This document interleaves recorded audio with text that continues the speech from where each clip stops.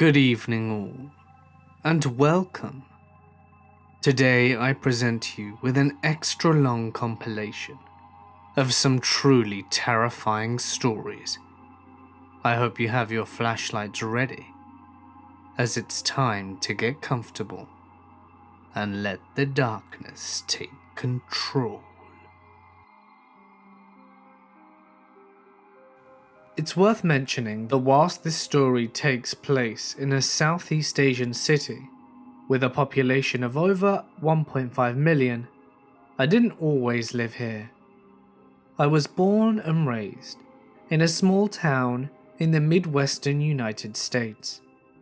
You know, the kind where everyone knows everyone, and we only gain attention during an election year. Anyway, my parents and I made the big move in 2014 due to a number of reasons. The biggest being so that my mother could be with her family, since this was her homeland. However, the town where all my relatives live is about 8 hours away. So we had to move to our city because it was the safest in the region for foreigners, and my dad is a white guy.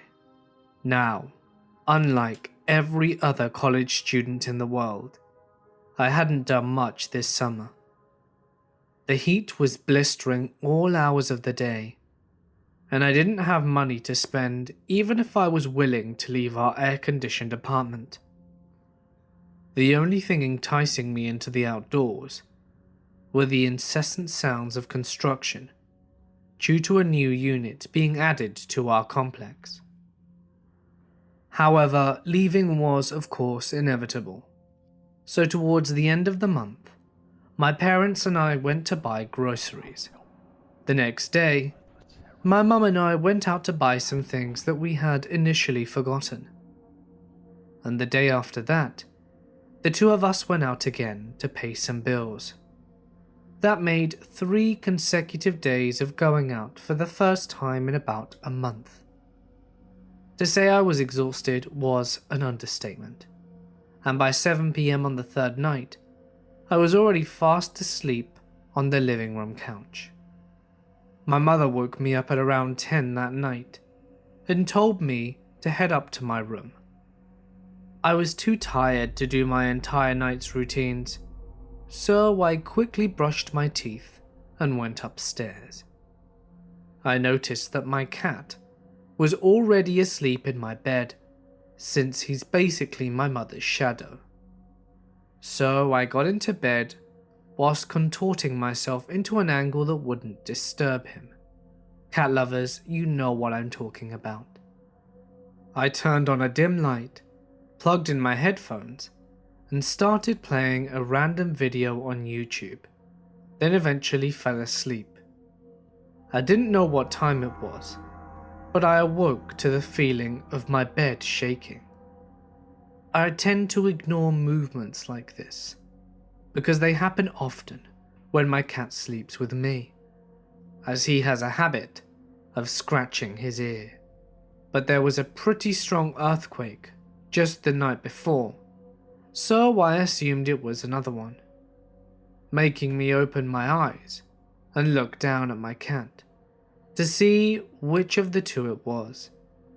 Indeed, it was he scratching his ear, and my mother was also at the foot of my bed. Nothing out of the ordinary.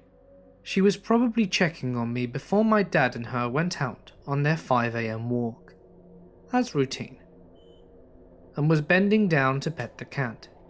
I closed my eyes and was just about to slip back into slumber when my half-asleep brain remembered a number of things that were indeed out of the ordinary. With my eyes that were barely open, I looked at who I thought was my mother with blurred vision. The first thing I noticed was that she was wearing one of my high school t-shirts.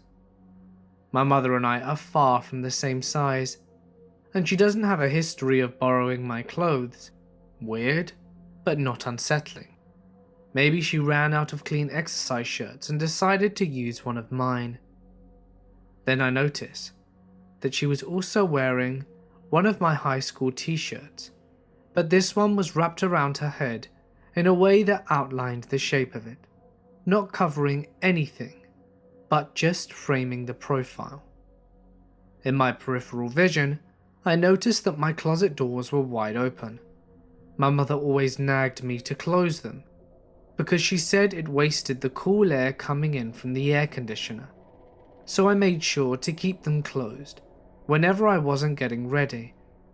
And another random realization hit me, when my brain finally registered the fact that while my mum does pet my cat when she comes in to check on me, she never bent down like the person was in my room. Looking back now, I don't think I've ever seen her bend down like that since I was a kid.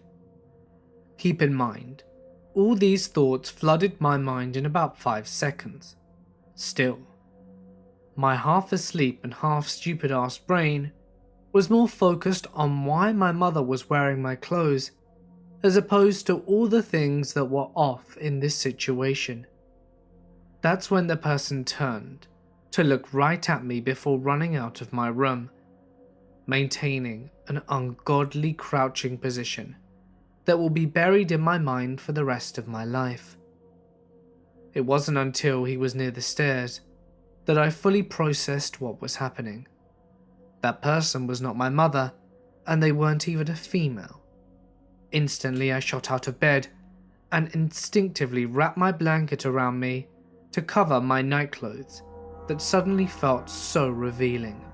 It was only then that I began screaming. I hesitantly followed him out of my room and watched as he ran down the wooden stairs with deafening steps that echoed throughout the 3rd floor, almost drowning out my piercing cry. If I was going to get my parents' attention, who was sleeping on the other side of the closed door on the 2nd floor, I needed to be louder. I stood at the foot of the stairs and pushed my lungs to their limit. I could practically feel the capacity stretch inside my rib cage, and after what felt like ages, but was probably no more than 5 seconds, my parents' door swung open, and my mother ran up the stairs with a panic-stricken expression that I will never forget. She grabbed me by the shoulders and shouted, What's wrong?" I turned to look at her, my mouth agape, and my brows furrowed in a mixture of confusion and disbelief. Had she not seen the man when he ran right past their bedroom? It all happened so fast. I wasn't sure if they had crossed paths or not. I told them that someone was in the house, and I responded in a voice that honestly I didn't even recognize. Without missing a beat, she wrapped her arm around me and ushered me down the stairs. "Grab the gun," she shouted in the country's native language, and we ran into my parents' bedroom, where my father stood in the doorway with tired eyes and slumped posture. I pushed him in the room and turned around to close the door, simultaneously fiddling with the light switch so we weren't in complete darkness. My movements were shaky and spastic, causing my fingers to fumble and flicker the lights on and off before eventually being able to lock the door. "What are you doing?" my dad asked with a soft laugh as he switched on the lights after my attempts proved to be futile. I turned to him with the same incredulous expression I had when I was looking at my mum. He had been standing in the doorway to his room in perfect view of the running man, yet he seemed to be oblivious. "There's someone in the house," I repeated, watching his face instantly drop at my words. With the door now locked, I turned to my parents and watched them silently, waiting for them to say or do something. For 19 years they had taken care of me and catered to my every want and need. Now they stood, just as scared and defenseless as I was, and in that moment, they were just people. My dad, an infamous Type A personality, kept his focus on the floor, most likely processing the entire situation before deciding what to do next. My mother was the complete opposite. Her cell phone was in one hand, whilst the other, she was trying to run through her hair so many times that I'm sure the strands were going to end up between her fingers. "I can't call 911, it's not working," she said. I took the phone from her and dialed it myself, bringing the phone up to my ear, only to hear a monotone voice say, "Sorry, your balance is too low to make this call." In this country, most of the phones are prepaid, so if you don't have money in your account, you can't make any calls or texts. However, my mum said that she had added to her account a few hours earlier. I tried calling my aunt who lives about 8 hours away, and it worked. And it was then that I figured that you can only use cell phones to call other cell phones, and you can't use them to call landlines, aka 911. The only problem was that our landline was on the second floor hallway, a few feet away from the other side of the door. I told my parents what our options were, and my mother opened the window and began shouting for help in her native tongue. Similar to a knee-jerk reaction, I instantly shut the window. "Don't do that, they'll know we're defenseless and come back." At the time this happened, we had been in the room for about 40 minutes, and I was convinced that if they had left and then heard screaming, they would come back because they would know we were sitting ducks. "Are you sure you saw someone? Maybe you were just dreaming," my dad said, this being his first string of words since barricading ourselves inside. How could he have gotten in? The door has 2 locks and a heavy pole across it. A little context about the pole. After the lock on our screen door broke, my mother had insisted on putting a metal pole across the door to ensure that no one would be able to get in. "No, I know what I saw," I answered without hesitation. But my brain started dissecting the possibilities of the figure simply being a fragment of my imagination. The sounds of movement he made were so vivid, but the situation as a whole seemed too surreal. There was no way someone can get inside with that pole acting as a shield, and neither of my parents had seen the man. Internally, even I wasn't 100% sure of myself, but on the outside, I stuck to my guns. I saw a man. "Okay, then we need to get out of this room and call the police," my dad said. My overreacting got the best of me, and I thought about us leaving the room. Were there more people? Were they waiting for us? Were they right outside the door? Or were they hiding and would spring out when we least expected it? Maybe they were still in our apartment, continuing to raid through our things, since they know that we were too scared to leave. Had they heard my mother screaming for help and came back? We searched the room for weapons to protect ourselves with, but we wouldn't find anything even remotely useful. You may be wondering what happened to the gun my mother was shouting about earlier. It never existed. She just said that so the man would hopefully leave out of fear. So with half a pair of broken scissors in my dad's hand, and a small floor fan in my mother's, we prepared ourselves for whatever was on the other side of that door. My dad unlocked the door and swung it open swiftly, hoping to catch anyone out there off guard. The complete silence, mixed with the eerie yellow lighting coming from our hallway, seemed like a scene from a horror movie. Straight ahead, we all noticed that the door to the second floor balcony was wide open, and the screen on the window next to it had been pried open as well. The first feeling to run through me was assurance. Assurance of knowing that I wasn't crazy and hadn't just made it up. The second feeling to run through me was pure dread, knowing that I wasn't crazy and I unfortunately hadn't made it up. We searched the second floor and found no one and nothing. We then moved onto the first floor, and we found our pitcher of water dripping with condensation on the kitchen table. My mother asked me if I had forgotten to put it back before I went to bed, but I distinctly remember only brushing my teeth. I knew I hadn't gotten it out. Our windows have the glass on the outside and the screen on the inside, contradictory to typical American windows. and we saw that the glass windows were wide open and that the screen had been pried with. However, both of the locks on the door were bolted, and the pole was still in place. We figured that the man had initially attempted to come through by putting his hand through the small gap he made in the window screen, trying to reach for the door so that he could unlock it. However, I suppose his calculations were off, and he couldn't make the distance. That's when he climbed up to the second floor, probably by scaling the apartment that the construction workers had yet to finish, and did the same procedure to the balcony window. He was successful this time, because the distance was much shorter. We called 911 a total of 5 times, and it took them 45 minutes to get to our apartment, despite the fact that we live a 3-minute drive away. While waiting, my mother knocked on other apartments to let them know what was going on. Now, our complex consists of 4 different apartments. The first one is rented out to an online business company. The second is rented out to a family who had just moved in that exact night.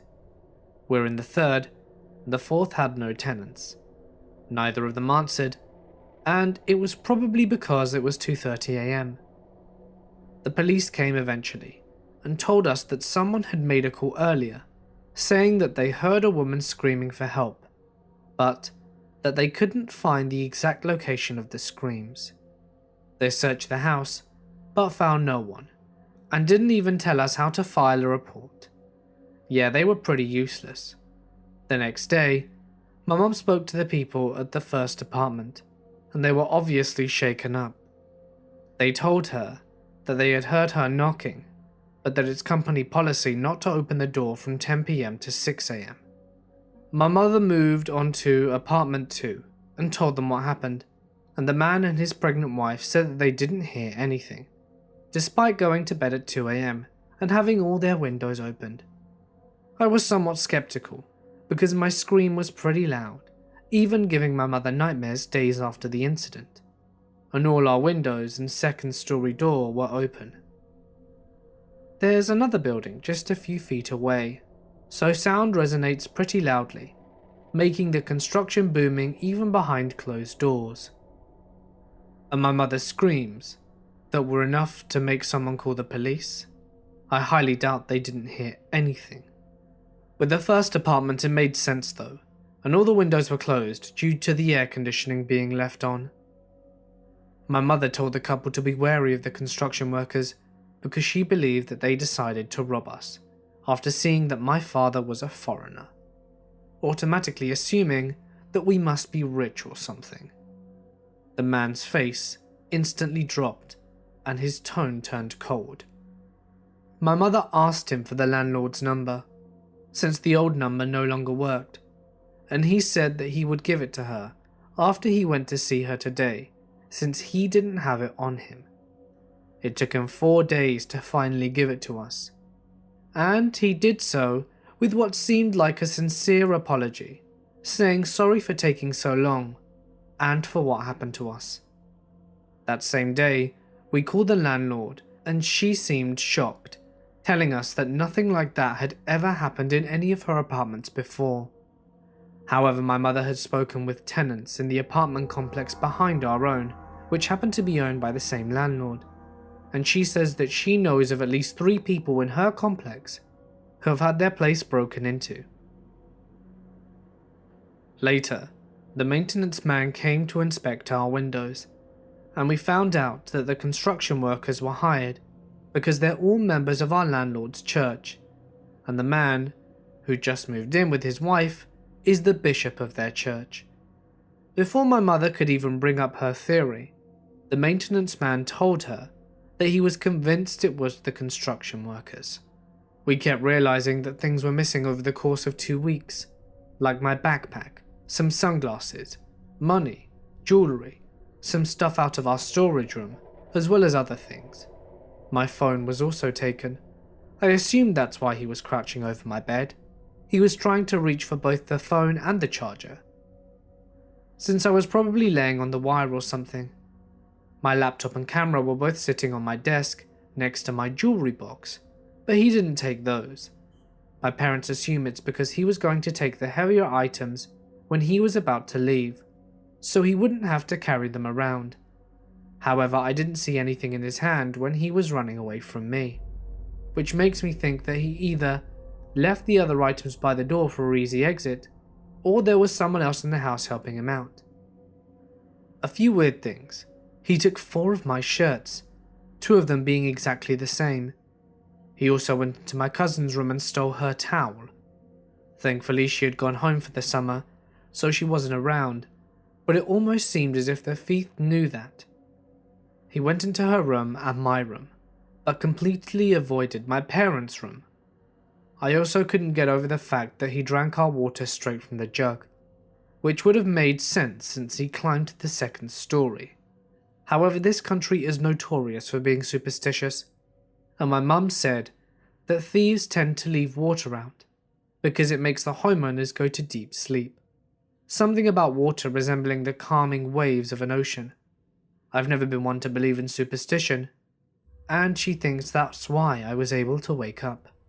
Just a few hours after the incident, we decided that we were going to move back to the States. This wasn't the only occurrence affecting our decision, but it was the straw that broke the camel's back. I'm just thankful that we all came out safe and nothing worse happened. I'm also incredibly grateful for my cat, since he's basically the hero for waking me up. In fact, my cousins are fighting over who'll get to keep him once we leave. Years ago, I used to work at a church as the head sound engineer. The bulk of the job required me to be active during the days for summer services. Occasionally, there would be tasks that would be done whenever I got the chance. One of these tasks would be duplicating CDs of sermons for people who would like a copy to listen at home or in the car. I would get requests for various sermons, sometimes series spanning months, and I would have to make extra time to take care of these duplication requests in the middle of the night. It never bothered me, and I had a key to getting into the church whenever I needed to. One particular night, I headed into the church sometime around 1 or 2 in the morning. Since I know the building like the back of my hand, I rarely turned the lights on inside the building. The ambient light from the street lights would illuminate through the windows, just enough so that I could see where I was going. But beyond that, the building was pitch black. Now, the way the church was laid out, there was a foyer, which then had doors in the church sanctuary, where the services were held. The sanctuary had a balcony, and on this balcony was the sound booth, where the CD duplicator was located. There is only one door to the balcony, which would be locked from the inside, which was always located in the foyer, with the stairs leading up to it. The balcony is completely open, not separated by glass or anything, and provides a completely unobstructed view of the sanctuary below. The pews, the stage, all of it. Acoustically, the room is very good. If someone was on the stage talking, you would easily hear it from the back of the church and balcony. And if for some reason you couldn't see what you were listening to, you could easily make out which part of the room the sound was coming from. This comes into play later. When I reached the top of the stairs to the balcony in the sound booth, I turned on a light so that I could begin working. It's just a single bulb about 15 feet above my head, and I had no need to turn on anything more than that. This was the only light in the entire sanctuary. I know that might seem crazy to some, but this was a building that I had spent hundreds of hours in by myself at night. I felt completely comfortable at the time. I began duplicating CDs, lost in my thoughts at the peaceful silence of the enormous room. After around an hour of silence, a sound abruptly rang out that startled me, about 20 to 30 feet ahead and below of me, in the middle of the pews on the left-hand side. I heard a distinctive clink-clink sound. It was subtle but clear and absolutely unmistakable to me. Over and over, I knew exactly what the sound was. Allow me to explain. In another part of the church, we had a coffee house of sorts, where people would load up on coffee and donuts every Sunday morning. The coffee was always dispensed in ceramic coffee mugs. Literally, the most basic common mug you can imagine. Your kitchen cupboards are likely most full of them. Anyway, due to the high volume of these mugs that circulated through the church, there were always baristas from the coffee house picking them up from around the church to be washed. Oftentimes they would be missed, and they would lay hidden around the church, as multiple mugs were usually connected in one hand. By the handle, mugs themselves would hit and make that distinctive ceramic clink sound. It became regular background noise before, during, and after services. After about 10 years of working at this church, it's a sound I knew and recognized very well, but I would be lying if I said I ever consciously thought about that particular sound. So I find myself trying to process why I'm hearing coffee mugs clinking in the middle of the night, in the middle of our church sanctuary, in the pitch dark. I stood there, peering from the balcony into the darkness below, trying to make sense of it for several minutes before curiosity got the better of me. I had to figure out what was making the sound. I descended the stairs and into the foyer, where the light switches were, and flipped them all on. I immediately felt better and entered the sanctuary on the ground level. I had pinpointed where the ceramic sound was coming from when I was on the balcony, but unfortunately, now that I was at the source with the lights on, there was nothing to be heard. It was midweek, and the sanctuary had not been cleaned from the previous Sunday, so I knew that there were probably a few coffee mugs still inside. People frequently left them on top of pews, underneath them, and everywhere in between. I walked down each row of pews, carefully scanning for mugs. Nothing. Knowing there would be likely some on the floor, I go down on my hands and knees in the very front of the sanctuary to take a peek. From this perspective, I could see underneath every pew on each retrospective side at once. Sure enough, there were a few mugs scattered throughout the floor, underneath certain pews. I got up and moved to those specific pews and examined where the mug was. In hindsight, I probably should have picked them up. I didn't, because technically it wasn't my job. I did take note of the most important fact at the time. There were no coffee mugs in close proximity to each other. The closest was 3 or 4 feet from another mug, not even remotely close enough to clink together. Whilst I couldn't explain the sound I heard, there was no logical way those mugs could have made those clinks. I had no answers, but I was satisfied enough to just brush it off. I left the sanctuary, turned off the lights at the light switch in the foyer, and returned back up the stairs to the balcony, illuminated by just a single light bulb above me, and consoled by the silence I found myself in once again. I resumed my tasks, and about 15 minutes of productivity had passed when it happened again. Clink, clink. In the same place as before. Clink. My heart stopped, and the hairs on my neck stood up again. Clink, clink, clink. Okay, I had verified this myself. There were no mugs in enough proximity that they could somehow, for the sake of argument, be clinking on their own. They were not clinking on their own. I rushed down the stairs into the foyer and flipped on the lights again. Entering the sanctuary, I dropped to my knees and once again peered underneath the pews. Nothing. I knew this sound. It was unmistakable. I pinpointed where it was coming from, but there was nothing. No sound, nothing in disarray. No mugs that could have been in contact with any other. Spooked but frustrated at the same time, I returned to the foyer. Instead of turning off all the lights, I left one on in the sanctuary. This made 2 lights now, one in the balcony and one in the sanctuary.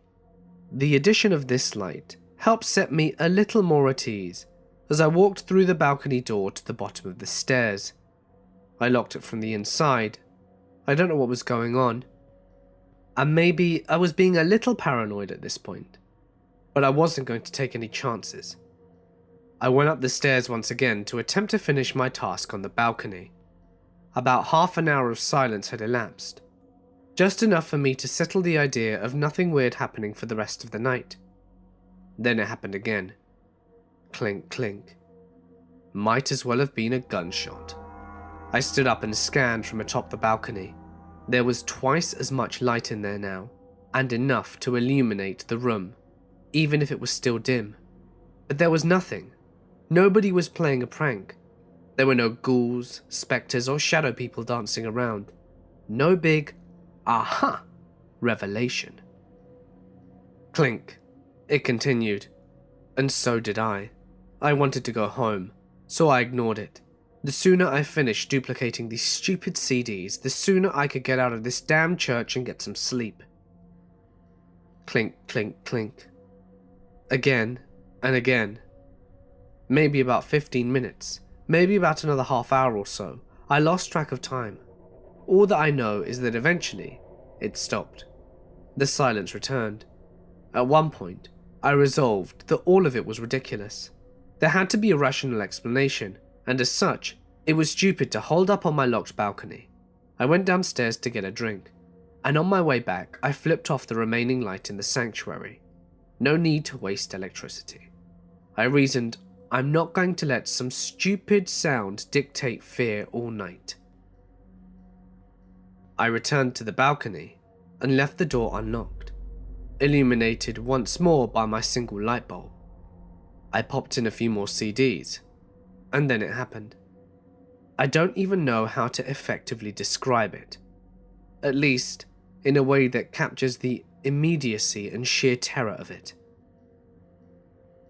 All at once, the entire room began to shake violently, with a deep, bassy rumble. There are no earthquakes in this part of the country, so that was immediately ruled out. Time seemed to stop as I scanned around trying to figure out what was going on. I looked at the soundboard. You know those LEDs they have going from green to yellow to red? The thing was maxed out red, indicating it was being overloaded by some sort of input. But there were no mics plugged in, no amps turned on, and no sound coming out of the speakers. I don't even think the speakers were plugged in, and if they were muted. At the time, I had done professional audio for over 5 years, and this wasn't something technical. The entire sanctuary rumbled and shook, and after about 30 seconds, it stopped. There was complete silence. I was completely shaken, and I bolted out of the church and went home. I don't have any explanation for what happened, since there were no ghostly things to show themselves or anything super paranormal. I have tried to explain it with logic, but alas. This house I live in is only a couple of 100 meters away from a small church in a suburb. Although I was brought up a Christian, I was never truly religious, and I only went to said church whenever my parents took me as a kid. My father died when I was a teenager, and we stopped going as a family altogether. After that, I only went whenever my friends asked me to tag along. Now I'm 21, and I only pass by the church whenever I had to go into the city, because there's a dirt road beside it that leads to the parking lot behind, adjacent to a major road where it was easy to get a bus to work. It was closer than the village gate in the opposite direction, and I had to only ride one bus from there. I am not an easily scared man, nor have I previously experienced long-lasting trauma after being spooked. And I'm here to tell you that what I saw besides that church 3 months ago still haunts me to my core. A storm was announced to hit earlier that week, but leaving for work that early Thursday morning, the skies were clear, and not a single cloud to cover the starry sky. So I didn't bring an umbrella. I climbed over the parking lot gate because it was chained shut until 6 for the first mass. The guard at the outpost didn't mind because they knew my family well. I work at a hotel as a line cook, and it's a very demanding job. I have to leave home before the sun rises most days, and I work until long after it's set. The only time I get to see the sun is if I'm assigned to the station at a buffet, where I have a view of the poolside. It was an average overworked and underpaid kind of day for me. I wasn't assigned at the buffet. I stayed in the kitchen, where there weren't any windows, so I was surprised to see the flooded streets when I clocked out. Apparently it had been raining heavily all afternoon, and although it had subsided around sunset, there was still a mild drizzle out. It was around 8 in the evening when I left the hotel, and in my country, flooded streets meant standstill traffic for at least a couple of hours. This wasn't that uncommon. I had dealt with similar situations before, and it also meant I could sleep on the bus, so it wasn't too upsetting. Fast forward to around midnight and it's pouring again. I'm not too far off from the church parking lot, so I decide to get off the bus and start walking, because it hadn't budged for the last 10 minutes. I put my phone and wallet in my waterproof backpack, which also contained a spare shirt, my house keys, and my knife set. I don't mind getting wet, and around this time the parking lot gate was already chained shut, but I climb over it like I usually do. It was flooded knee-deep in the parking lot, and there was no security guard at the outpost. I figured he retreated into the church. It's dark, but I focus on the small lights from the house in the distance. They only look like dots from that far. I trudge my way through the open parking lot that could have passed as a kiddie-friendly pool, when I heard this strange sloshing at the far corner of my left. Due to the heavy rain, I couldn't clearly make out what was there, but I knew that I wasn't alone. All the lights to the lot were shut, and the only thing to guide me were a few lights of the houses far ahead and my memory of the area's landscape. It's a straight shot from the dirt road, so I didn't have to worry about a light source. The sound of all the falling raindrops accumulated into dull static noise, so it was easy for me to hear that there was something going on in the corner. I could see the shape of a person who seemed to be sitting down, so I could only see them from the waist up. As I got closer, and my eyes better adjusted into the dark, I could tell that it was a woman, because of her long hair and curvy outline. She was flailing her arms and splashing the water around, grunting as she pounded her fists into the water. She was about 2 cars' length away, and I wasn't too concerned about it. I've dealt with crazy people before. I glanced over a few times as I passed her, and then got to the dirt road. Quite unnerving. She was out my line of sight, and at this point the mud made it quite hard to walk. Water was only ankle deep, but I kept having to jerk my foot free after each step because my shoes would sink into the mud. A small splash made me look over my shoulder, and in the darkness of that road, the woman was splayed out, face first in shallow water. I froze, thinking whether or not I should help her. I hate the thought of being the guy who let someone drown in 6 inches of water, and she was about 10 steps away from me, and before I could decide what to do, she started to move. It was too dark to see any details, but her outline was distinguishable enough for me to see that she was looking up at me. She slowly got on her hands and feet like she was about to stand, but her hand lingered on the ground with her rump in the air. I was already scared pale at this point. My legs didn't work, and I thought of reaching for my knives, but I was honestly too afraid to move. And then she starts crawling towards me on her hands and feet. This sent a jolt through me, and all of a sudden I'm sprinting towards my house.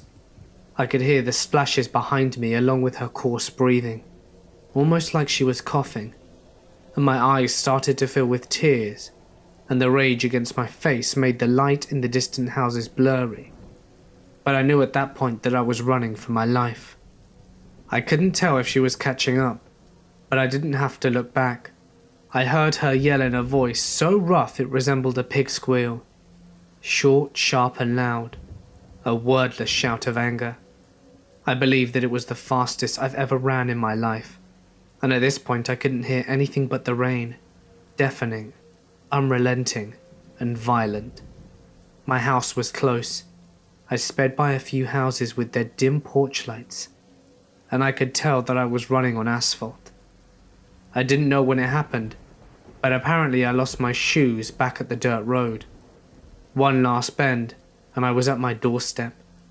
I forcefully tore open my backpack zipper and fumbled around inside for a key, frantically looking around to see if she was still chasing me.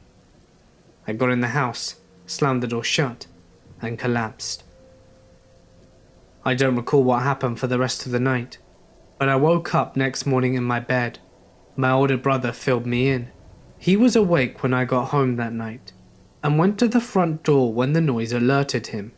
He said I was on my knees, leaning against the door and quietly sobbing to myself. He awoke my mum, and they were trying to console me, but I wouldn't speak.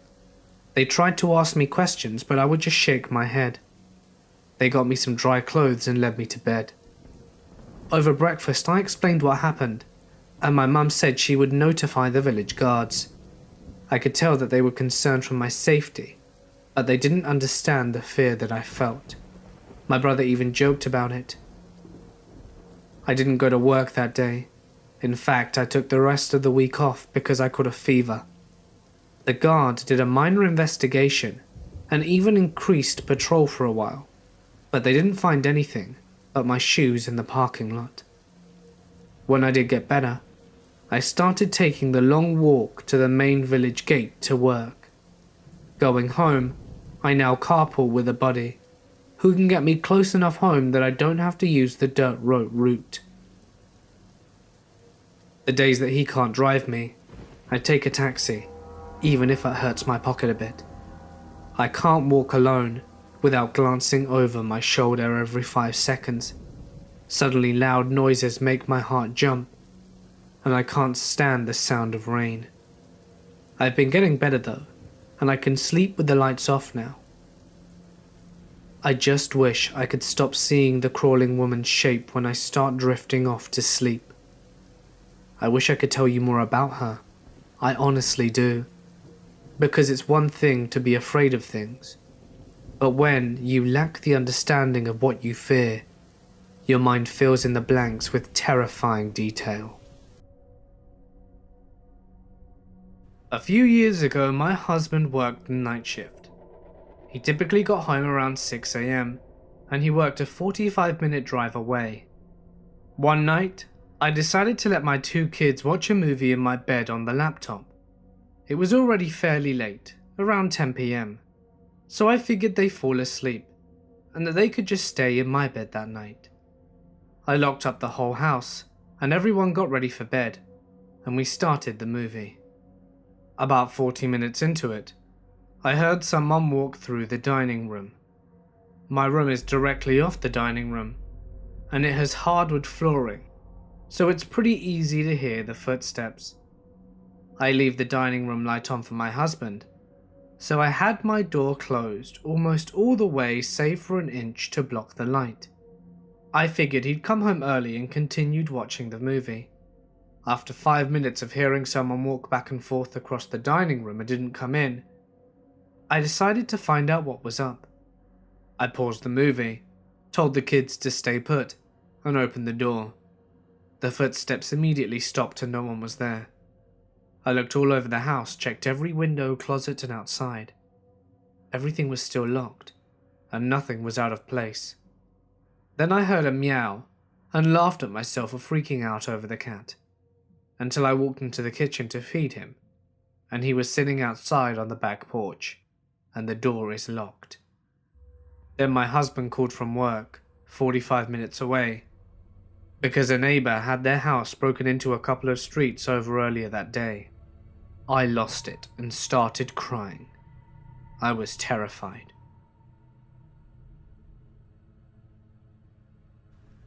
My cousin lives in a hostel with 10 other girls in one room. All of them were gone, except for her and the girl who sleeps in the bed across from hers. I understand my cousin's hostel is near a forest. You must understand that Malaysia is 62% forest, so this is not uncommon. It was around 10 PM at night, and my cousin was lying down in bed, watching K-drama on her phone with low volume without headphones. Out of nowhere, her roommate called out to her. She paused the video to look at her friend, and her friend had a very fearful face. "What's wrong?" she asked her, and her friend's gaze turned over towards the window of their room before my cousin looked back. "You didn't hear that?" she asked. There was a silence, but my cousin couldn't hear a thing, and she shrugged. "No, I heard nothing." And then it was quiet again. Her roommate's eyes lit up when she stood up. "There it is again! It's still there, you don't hear that!" She half shouted at my cousin. My cousin, getting freaked out, tried to listen for anything, but still heard nothing. "It's a Pontiac. It's laughing outside. How can you not hear that?" She immediately jumps back in bed and curls up under her blankets in fear. Hearing that sent chills up my cousin's spine. But she still couldn't hear anything. "I think you're just imagining things," she says to her and attempts to watch her video again. Her roommate protests, but both didn't leave each other until the rest of their friends returned that night. Although they didn't see the Pontiac that night, something else happened a few days later. 2 of her roommates were in the bathroom around 8, and they noticed that one of the stalls were occupied, but the door wasn't locked. They could see someone's feet as they walked in, so they assumed it was one of the students who lived in the hostel as well. But as they approached the stall, they saw through the slit that it was my cousin. She was sitting there on the toilet, doing nothing. They spoke to her and asked if she was okay, but she didn't reply. They just shrugged it off, and they went back into the room, assuming that she'd probably be back in a few minutes. They went directly into the room, and the moment they walked in, they stopped, because my cousin was sitting there on her bed doing work. "Didn't I just see you in the bathroom?" one of the roommates asked. My cousin looks at her weirdly and shakes her head. "I don't go into the bathroom alone. You know that. I've been here the whole time," she says. Both of her roommates felt chills up their spines, because they knew that they'd just seen her before they left. And even if she ran out of the bathroom to get to the room first, there was no way she could have done so without them seeing. So it was freaky that they saw a spirit that copied the way my cousin looked. Could it have been the same one?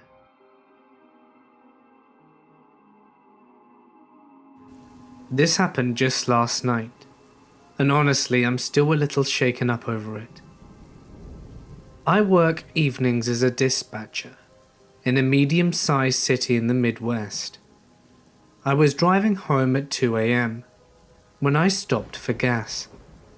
In retrospect, It was stupid to have stopped at all. The gas station was poorly lit and completely empty of any other customers.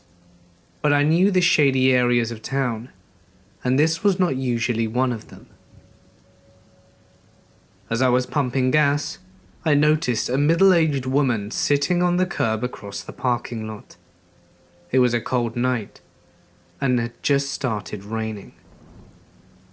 The woman was not wearing any weather-appropriate clothing, and she looked drenched. When the woman saw that I was watching her, she called out to me from across the parking lot. My second of many stupid decisions that night was choosing to engage her. I was worried for her, so I approached her to see if I could sort out some help. "Hi, beautiful.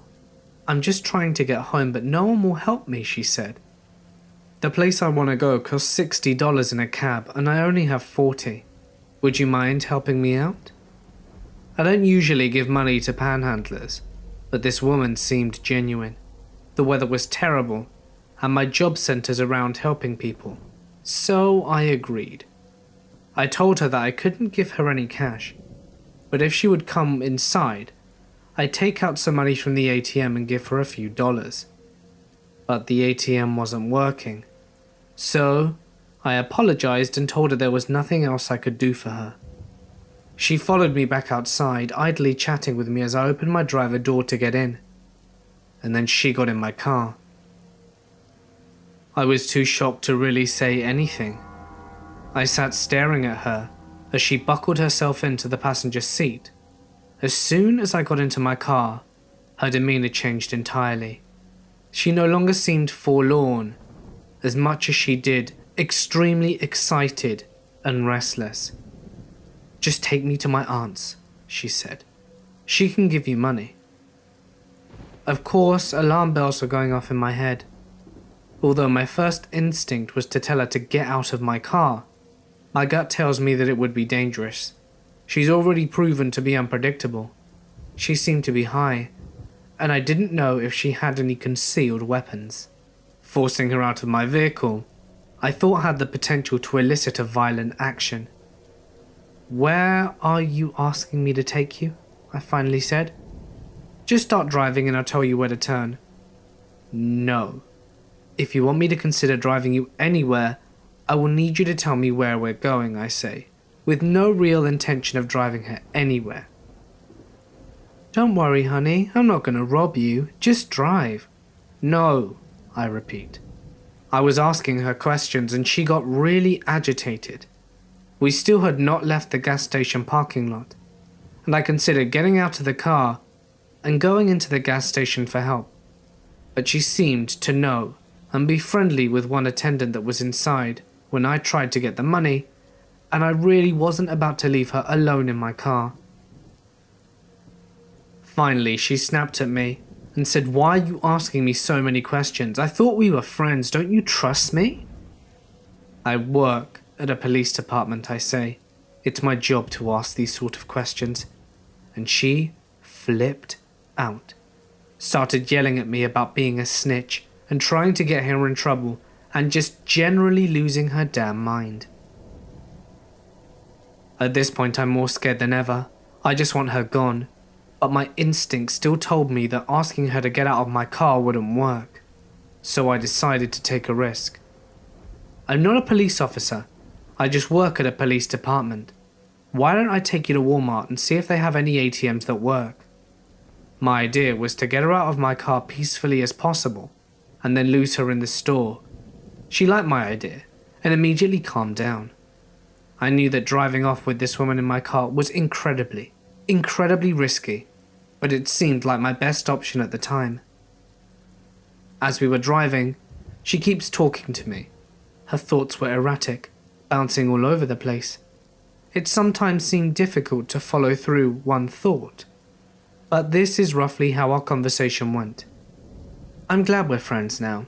I have about 5 or 6 people trying to get me. I'm going to come to your work tomorrow so that we can arrest them together." "Okay, we can talk about that tomorrow. Tonight, you said we're trying to get you home." "Yes, honey, I'm trying to get to Rochester." "Rochester? I thought you needed to go to Medway. Yeah, Medway, that's what I meant. That's why the cab ride is $40. It's far away. The cab ride is $40? Yeah, baby. You said you have $40. I do, baby. I have $40, but the cab ride is $60. And then there was silence. Are you sure you can't take me to my aunt's house? She lives close to Baker Street. I thought you said she lived close to Shirley Street. No, baby, I meant Baker Street, but it doesn't matter because she won't give me money anyways. You sure you can't take me to Medway? It was terrifyingly obvious that this woman was utterly full of shit, because the details of her story were constantly changing. When we pulled into the Walmart parking lot, she finally got out of my car, but only after I got out first, and then she followed me into the store. I told her before we went in that I needed to use the restroom. My plan was to call the police from inside the store, but she followed me into the bathroom, and that's when things got really weird. She grabbed the crook of my arm and whispered in my ear, "If you don't have any money, that's okay.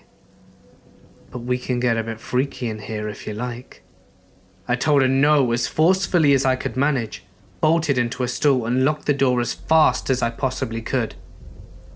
As soon as I had a barrier between us, I said, "You know, I have some friends in the police department that could probably help you better than I can. I'm just gonna call them and maybe we can figure this out together." Again, at the mention of the cops, she started screaming at me. I just kept reiterating that the police could help her, and she snapped at me that she was just gonna leave and stormed out the bathroom. But it wasn't over. I waited to make sure she was really gone. Sure enough, not 60 seconds after she left, she came back in the bathroom and started banging on the stall door and said something that scared me more than anything else. "Hey, come back with me to your car. I left my beer in your car." I blatantly tell her no. I saw her get into my car and she had absolutely nothing on her other than the clothes on her back. And after that, she left the bathroom again and didn't come back. I waited a good 5 minutes before exiting the bathroom, and I immediately found a manager who called the police for me. Thankfully, I was in a different police jurisdiction than the one I worked in, because I was mortified at how entirely stupid I had been the entire night, and would have died of embarrassment if any of my co-workers had responded. The officer that responded took my statement and advised me to be more careful in future. He said that sometimes panhandlers turn violent, and that just recently there had been a report of a woman who matched my description assaulting a good Samaritan that stopped to try to help her. I definitely learnt my lesson on stranger danger, and I'm lucky to have come out unscathed. I'm glad that my stupidity didn't kill me. So next time you try and help a stranger late at night, don't. Back in the early/mid 1970s, my mother and I lived in the Pacific Northwest, and I was around 6 years old. We were on an offbeat road out of Seattle. Very dark night, no moon and a wisp of fog. We saw a Volkswagen Beetle on the side of the road with the emergency flashes on, and a rather good-looking guy, as my mother describes him, with his arm in a sling waving us down. My mother pulled over, being a kind woman that would help anybody in need, as he looked quite normal.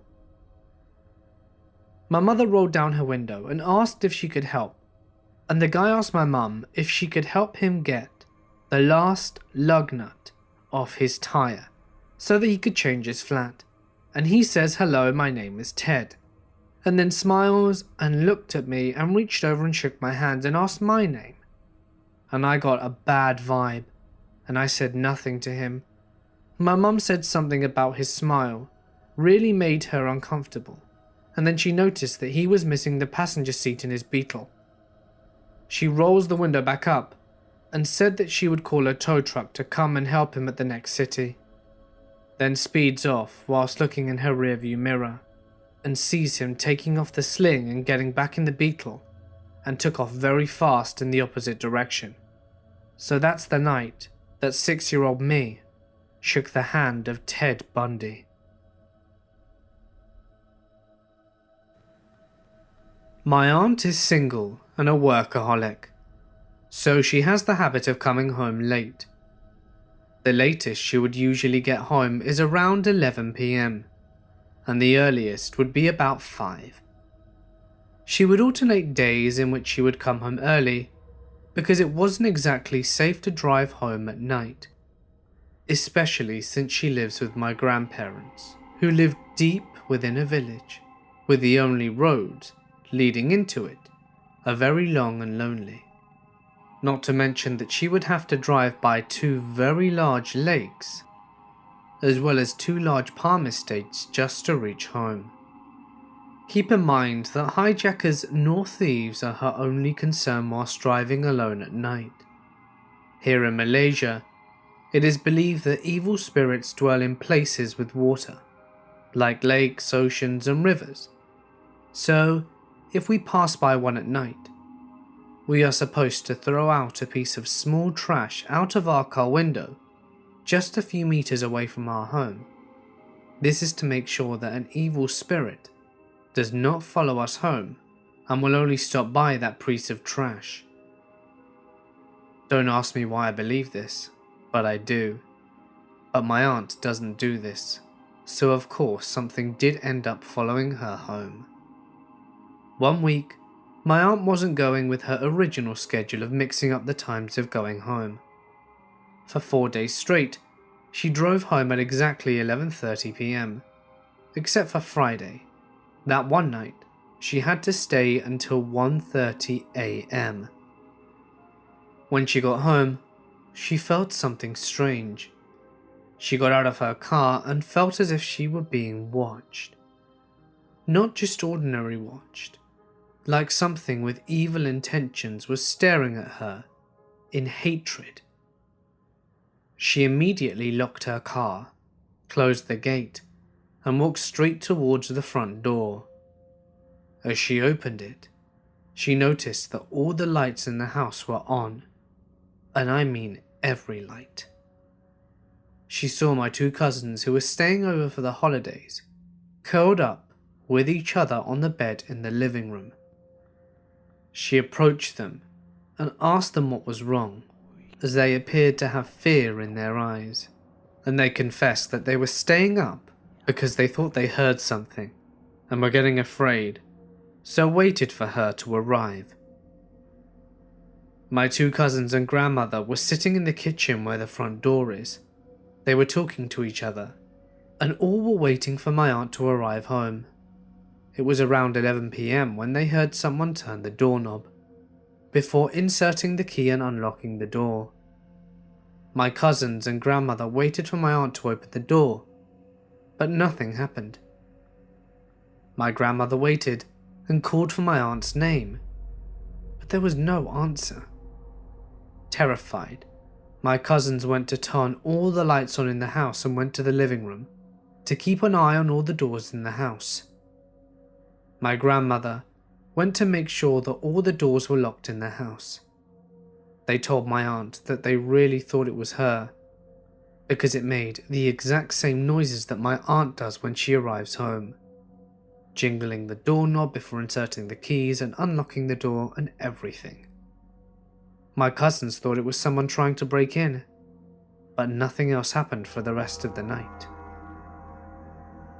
When my aunt told this to my mother, I felt chills around my body. My aunt says she might know who or what exactly it was, and she blames herself for it. She knew that it was one kind of evil spirit that she must have accidentally brought home from the lakes because of her consistent timing and getting home late that night during the week. Whatever followed her home mimicked exactly the way she'd done before entering the house. The good thing is that my grandmother didn't try and open the door, because if she did, she would have let in the evil spirit. And God only knows what would have happened if she actually did. Ever since that experience, she immediately resumed her normal schedule of alternating the times because she didn't want another one following her home. My story takes place 19 years ago. I am a female, and was 16 at the time. I'm 5'7", and I was around 130 pounds, and I like to think that I'm strong, but I couldn't take on two young men. So it begins, with my mother and stepfather going away on vacation, and leaving my 17-year-old sister and I home alone. They did this quite often. My parents were not winning any parenting awards. My sister and I didn't get along either. She was a nasty piece of work, and luckily, she decided to go stay at a friend's house while my parents were away. I was nervous about being alone, so I had my boyfriend stay with me. He was a pugnacious dickhead, but I'm glad he was there.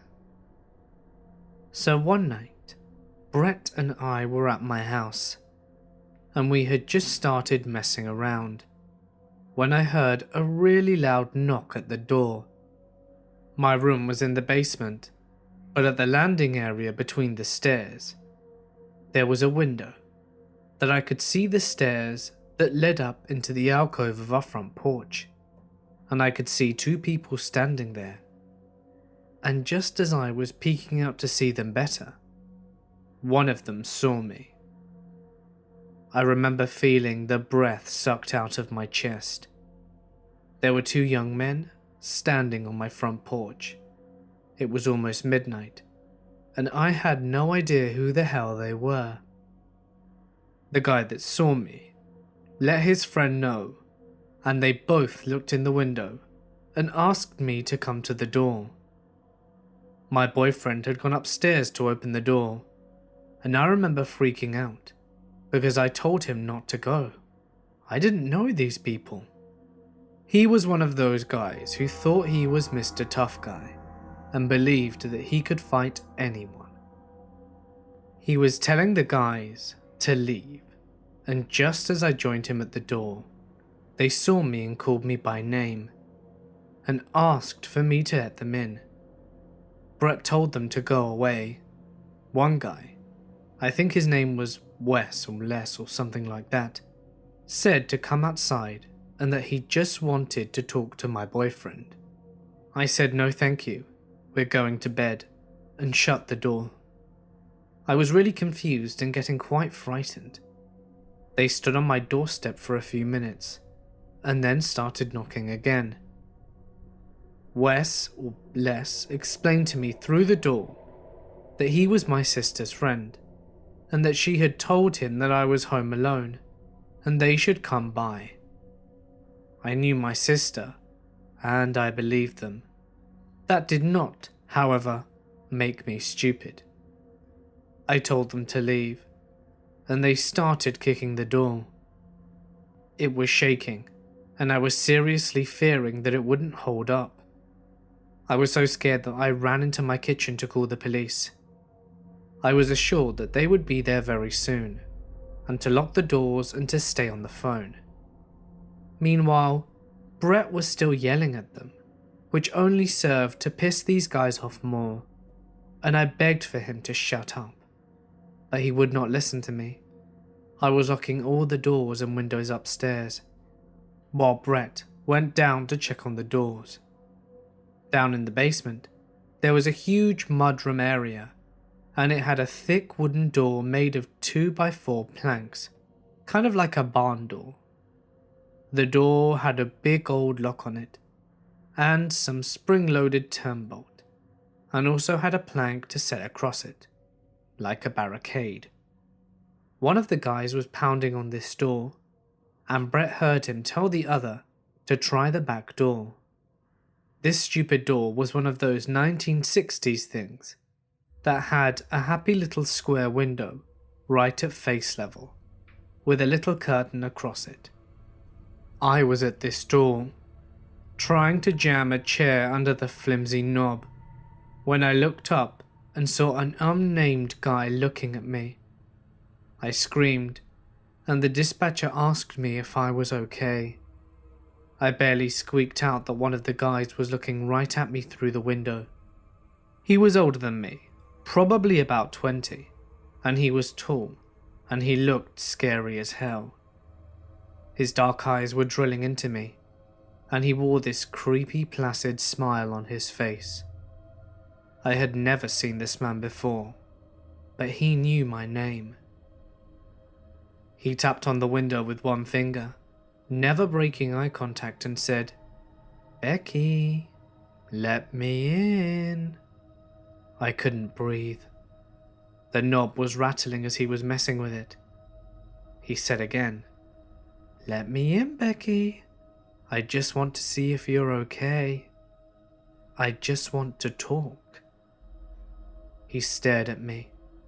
I didn't say a word. I was just 3 feet from him, with my back pressed to the fridge, when suddenly he started beating on the door and screamed, "Let me into this house. If I have to break in, I will kill both of you. So just open the door." He looked maniacal. There was this loud knock on the front door. He gave me the most hateful sneer I'd ever seen, and I heard shouting, and he ran back downstairs and into the woods along the back of my yard. Brett had gone to the door, and it was the cops. There were 2 female officers at the front, and one was just starting to raise her voice, asking where I was when I came to the door too. I was so relieved. I started sobbing, and told them that they had run away through the woods.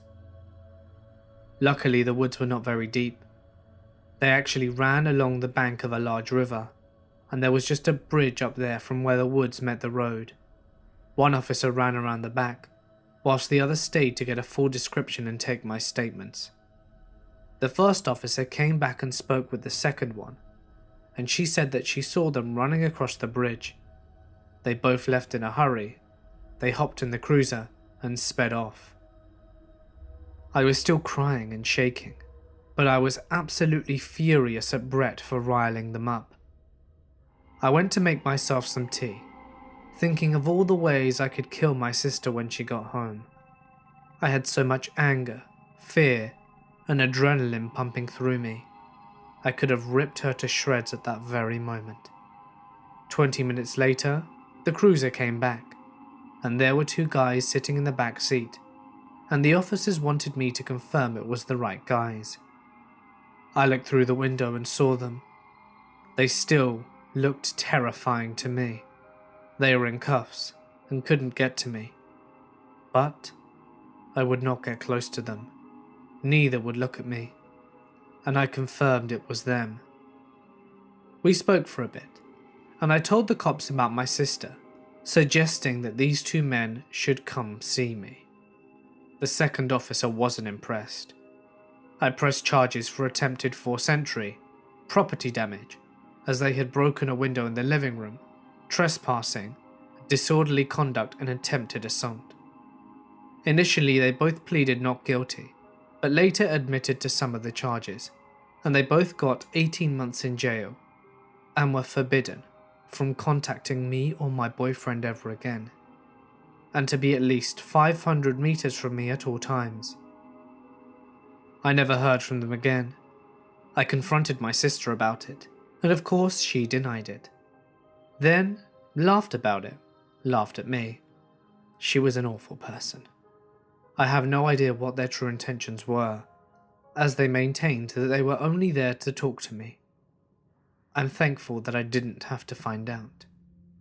So 2 strangers who just wanted to talk at midnight, let's not meet again. This happened to me back when I was 10 years old, and I was walking to my friend's house. It was on a Saturday around noontime, and my friend lived about a 5-minute, if not less, walk away from my house. About halfway through the walk, a rainstorm came out of nowhere, and being 10 years old, just wanting to get to my friend's house, I decided against running back for a jacket.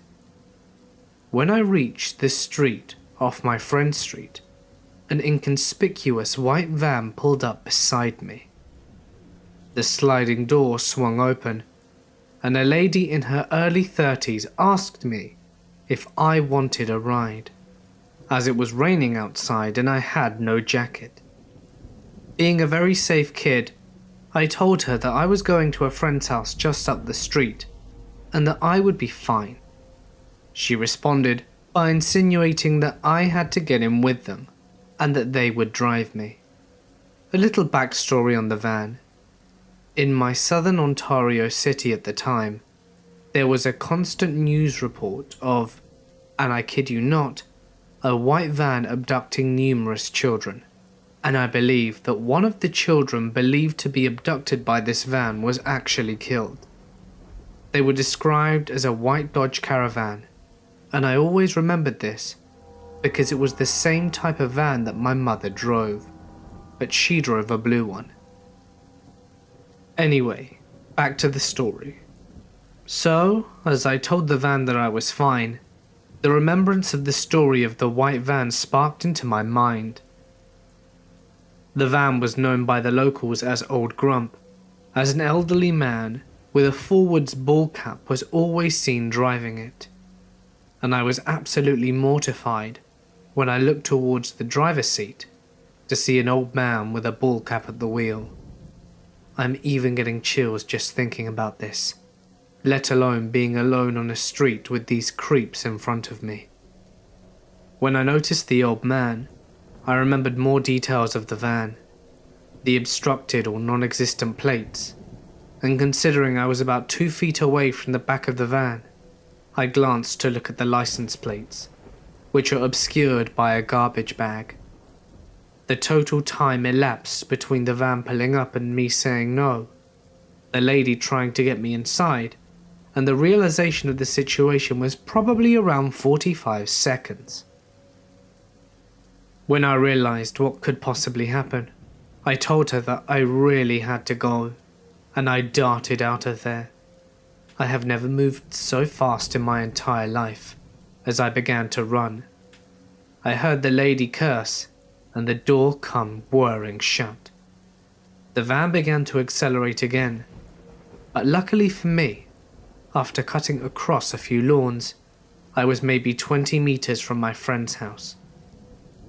As I reached my friend's house, I recall jumping over the water runoff between his and his neighbor's house, and coming to their porch staircase.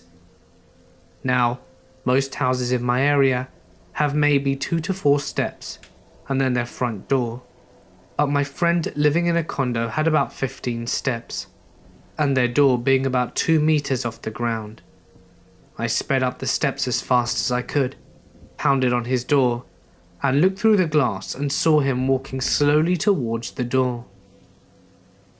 At this point I was screaming for Cody to open the door, and then turned around to see the van just arriving across the street, perhaps 2 or 3 doors down in this suburban neighborhood, and about 50 feet away. My friend perked up and bolted towards the door, quickly unlocking it, and I rushed inside. To save some time, I summarized the story to him. We were both 10 years old, and just intended on an afternoon of playing some Tom and Jerry style Street Fighter on PS2, when this whole ordeal happened. We panicked, and we didn't know what to do. His parents were not home and neither were mine, and we wouldn't dare go outside to fetch help from the neighbors. We were on the border of calling the police, and this is when it gets really messed up. We picked up the phone, but the line was dead. There would be no calling the police. It sounds extremely bullshit, but the area was only a few months old, so the phone and internet was extremely unpredictable. And now, with that harsh weather, it was no surprise that the line went dead. We lay down on his living room floor, as it hid us out of sight and allowed us to look out the front window. We had began peering outside with a pair of mini binoculars that he had in his room.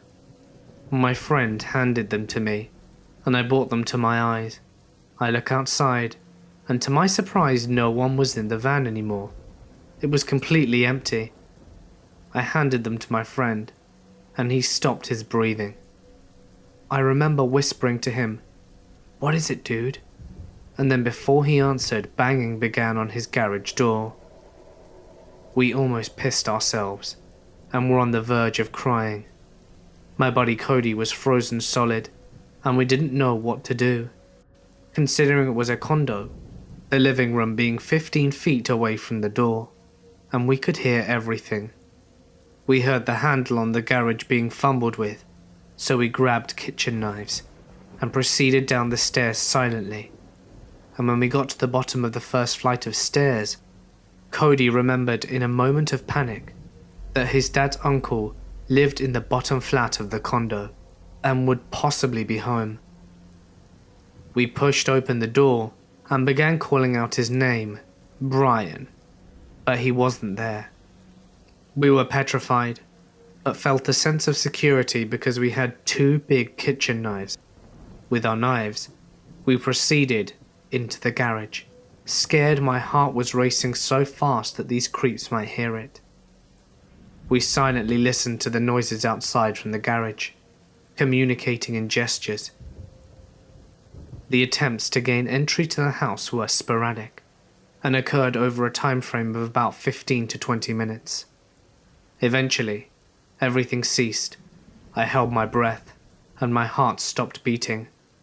And after about 20 seconds of staring at the garage handle, we hear a single word. Shit. It was the voice of a man. After standing there in shock and fear, afraid to move, we gathered the courage to make our way back upstairs. A few minutes later, there was a ring at the door. My heart dropped, and I'm certain my nuts did too. We proceeded cautiously with knives in hand when we peered through the peephole. We saw a Rogers worker, which is a telephone company here in Canada, with a clipboard. We opened the door and bombarded this guy with questions, eventually amounting to asking if he was the one trying to enter the house. He wasn't. From behind him we saw the van start up and then drive away. I have many aunts and uncles, and each of them have their own creepy experiences while working at one point in their lives. The one that I remember the most is the one that told me the stories of her working late at night at an old factory in the middle of nowhere. This was before she was married. There are several incidents that had occurred in that factory regarding the paranormal. My aunt only told me 3 of them, and all of them happened in the women's bathroom.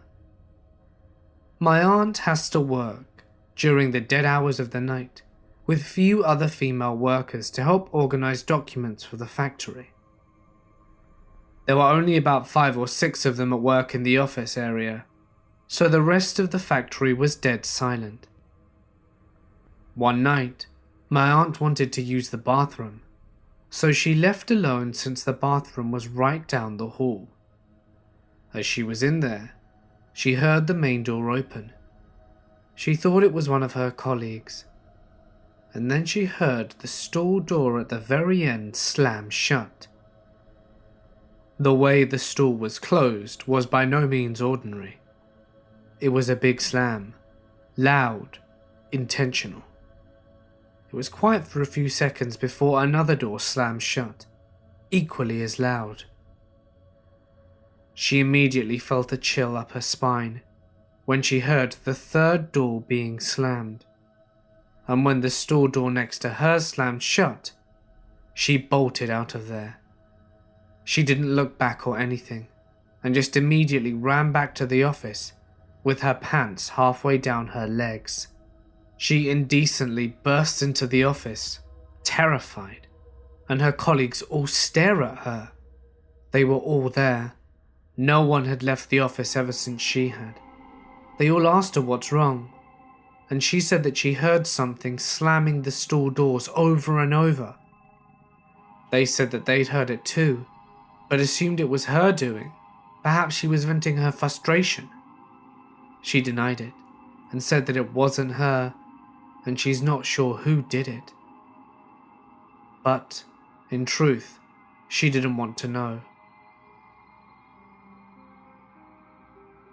On another occasion, another one of her colleagues was in the bathroom fixing up her hijab alone. The bathroom stalls were all open and empty, and she can see them all through the mirror except for the one at the very end.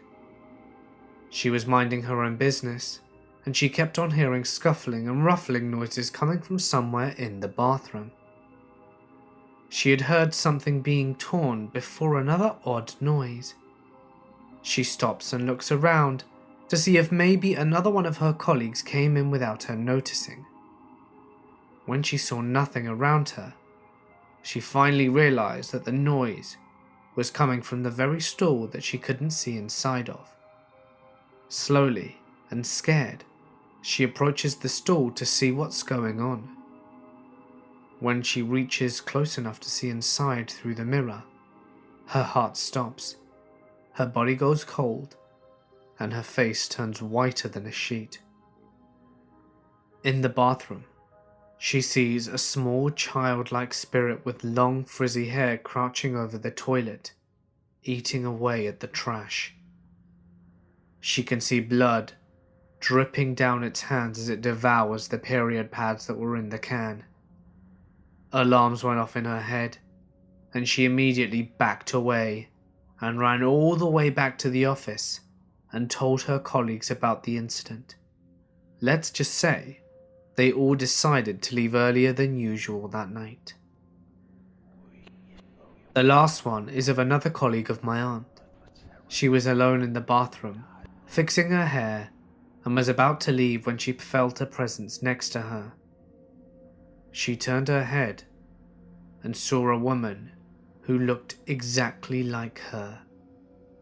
And when her colleagues came in to see what was wrong, the figure was gone.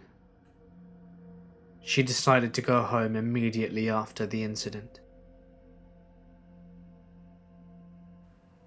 I'll start off by saying I'm a plump girl, around 5'3" and 24 years old.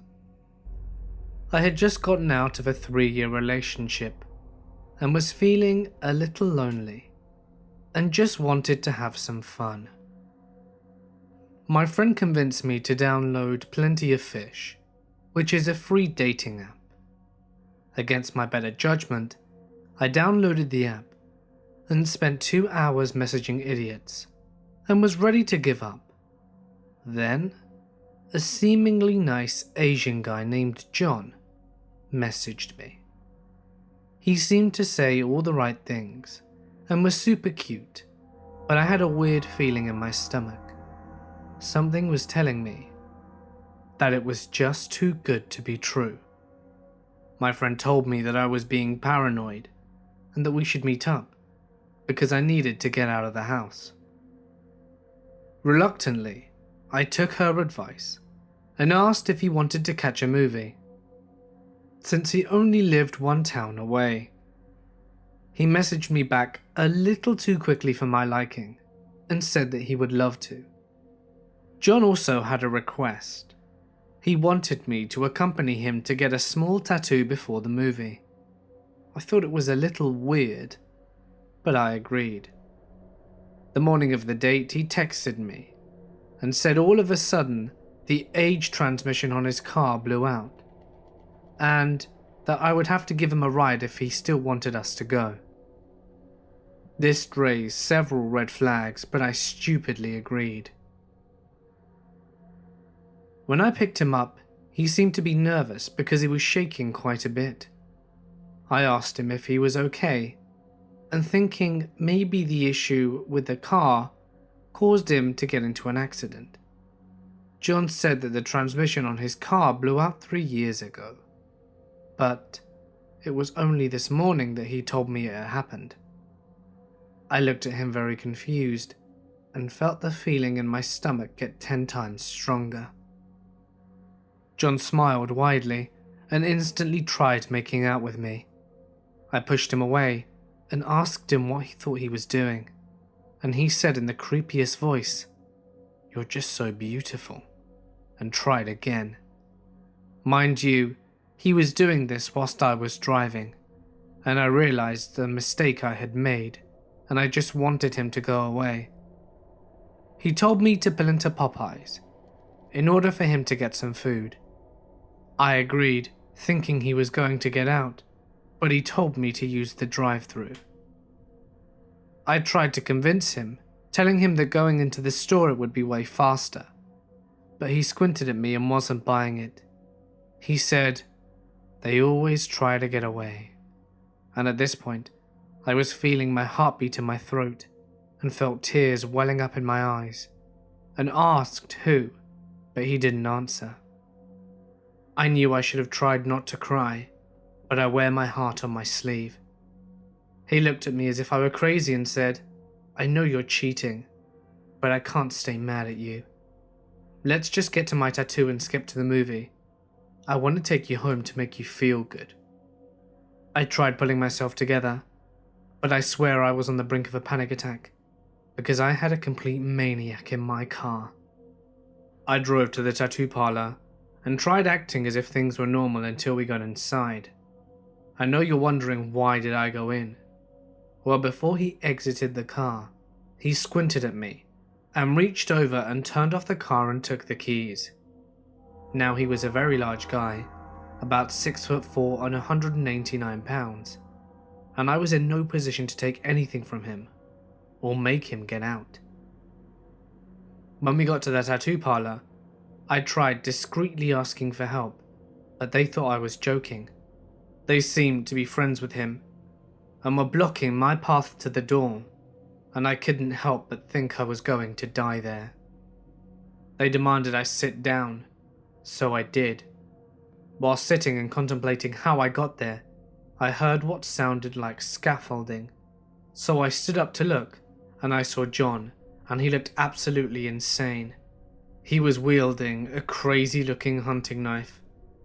Once everyone was backed against the wall, he made a mad dash for me, screaming, "This'll teach you for cheating, you crazy bitch." I was bewildered. I couldn't scream or move. One of the tattoo artists tackled him just before he got to me, and he threw me the keys and told me to get out. I didn't need to be told again. I unlocked the door and ran for my life, and I drove out of there like I was auditioning for Fast and Furious. When I rounded the corner, I was pulled over, and when the cop came up to my window, I burst into tears and told him what happened. Apparently John was a well-known psycho in that town. The cop comforted me as best he could, and escorted me to the police station to make a report. He told me to change my number, which I did, and to delete my social media. I didn't exactly listen. I thought the change in number would be enough, and when I arrived home, I told my friend what happened, and she said I should have been able to tell he was crazy from the picture. Clearly she has no understanding of mental illness. Pictures don't do it justice, and long story short, we're not friends anymore. A few months had passed and I thought everything would go back to normal, but I was receiving calls from a strange number, and eventually found out it was John. He started leaving voice messages saying he missed me and that he wanted to get married. I have no clue how he got my number, and he also made fake accounts attempting to follow me on social media. The cops say that he would actually have to do something to me to have them monitor my house or take him to a mental hospital. This restraining order is only a piece of paper, and I'm losing sleep. A few years ago, my brother-in-law bought another apartment complex in Florida. He owns a few apartment complexes in West Palm Beach and Miami. So when he told me he bought another one and wanted me to manage it, I figured, why the hell not? I had just graduated college with my degree and planned to go out and get a master's, so I figured I could manage his place and do graduate school. When he booked my flight to Orlando, I was stoked. Hell yes, I love Disney and I dreamed about buying a year pass and checking out all the neat parks.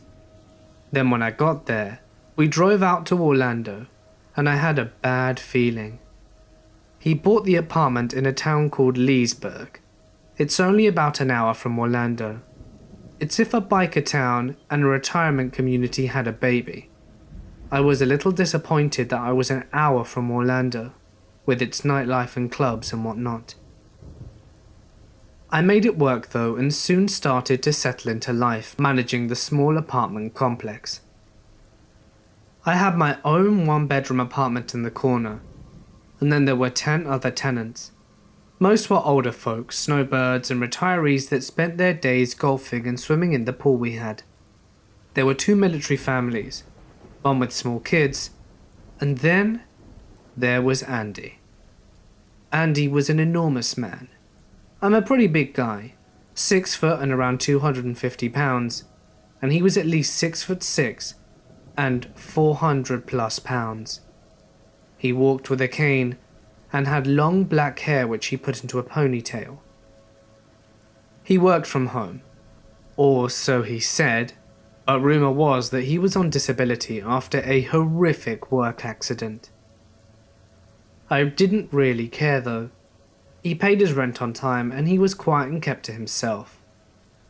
I was only in this place once when his AC cut out, and, to my surprise, found out that he was pretty neat. No food containers or pizza boxes or beer cans, etc.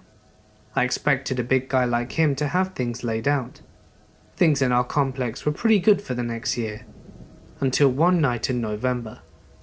It was raining like it always does in Florida, and it was about midnight when someone rang my doorbell. I looked out and saw one of my tenants, Joseph. Joe was one of my retirees who retired to Florida to, in his words, play golf and drink beer. Normally he was all smiles and jokes, but that night his face was pale and he looked frightened. "I hate to bother you, Sam, but something isn't right with Andy," he said. I put my jacket on and followed him to his apartment, since Andy was his neighbour. He put his finger to his lip and motioned for me to listen. I put my ear up to the door and heard Andy fighting with someone. It sounded like whoever he was fighting with was also throwing things. I was taken aback, as he never had a guest over since the year I'd known him and that he'd lived there. So I knocked, and I heard him stomp over to the door and open it. Normally, he was very well dressed, put together, and like I said, he wasn't a messy guy, but he answered it in a t-shirt that had grease stains. His hair was limp and greasy, and he reeked of BO. I peered behind him and saw that his place was a disaster. I asked him if everything was okay. He was irritated and told me that it was and pretty much shut the door in my face. I sent Joe back to his place and told him to let me know if he heard anything else, and went to bed. The next morning, I decided to pay Andy a visit to see if he was okay, and I went to his place and knocked. No answer. So I decided I would try again later. But I got busy doing other things and then forgot all about it. So December rolls around, and I am in starting to get the monthly rent checks. But there's none from Andy. That got me a bit worried as he was always on time with his checks. So I knocked on his door. Nothing. I knocked again and I heard the guy grunting and moaning. Now, I should have called the police first, but I didn't. I opened the door with my keyring and was hit with the foulest smell ever. It smelled like shit, piss, vomit and BO rolled into one nasty smell. The walls were streaked with what I could assume was shit, and the place was trashed. I started to call Andy whilst dialing 911, and I heard the moaning from the back room. What I saw that day, I can never unsee. I sometimes still get flashbacks. Andy was naked and laying on the floor of his room on some dirty clothes. He was covered in his own shit and piss, and there was piles of vomit on the carpet. But what was worse is that he was covered in bites. Human bites all over his arms and legs, and they were starting to smell with infection. He was also bleeding from his rectum, and I wondered who attacked him. Was it the woman we heard him fighting with? I didn't get my answer until a few days later. He had to be rushed to the hospital and was fighting for his life in the ICU. The doctors spoke to his sister, who turned out to be his medical guardian. And things slowly came into place. Turns out Andy did that to himself. He suffered from multiple mental disorders. He stopped taking his meds the month before November. There was no other person that night. He was arguing with himself. Those bites he infected himself. The bleeding from his rectum was from inserting a foreign object in there and doing so much damage it ruptured his internal organs. He ended up pulling through and went back home to live with his sister. I had the task of cleaning the apartment, and what I found whilst cleaning pretty much freaks me out, the same as finding him. He had a shoebox full of cutouts from magazines, old family photos, and even photos he obviously took of the residents of the apartments, including myself.